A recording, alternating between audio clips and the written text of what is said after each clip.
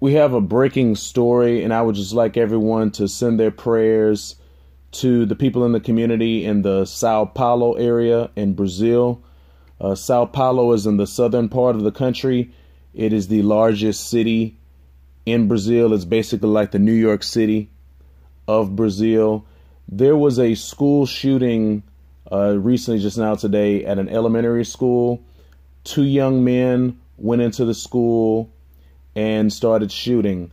So far, there are 5 school children that are dead, 1 adult who worked there, a teacher or an administrator, and then another person who was maybe in the area of the school, a bystander perhaps. We're not really sure. This is new information for right now. And now it's been reported that school shootings in Brazil are very rare.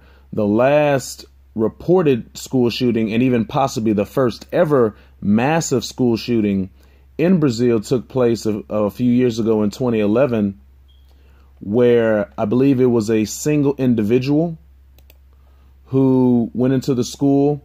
12 children were murdered, and then 12 others were seriously injured. The victims were around the ages of 12 to 14.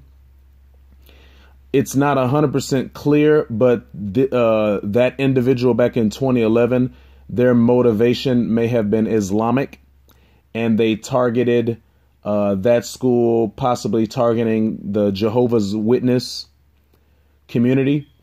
So that might have been a radical Islamic terrorist attack in that instance. So, obviously this is very troubling news.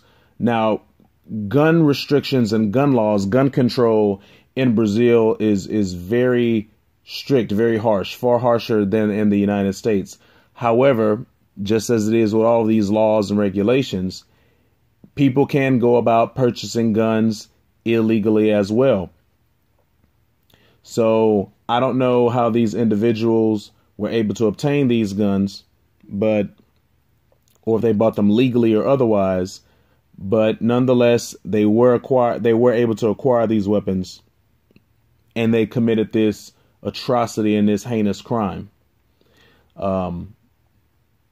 So we'll get more information. I'll do a follow-up on this story as we get it. We definitely do have many, many, many brothers and sisters in the diaspora in the country of Brazil. The Afro-Brazilian population is predominantly of Afro descent. So I really don't want to see Brazil go in the way that the United States has been going.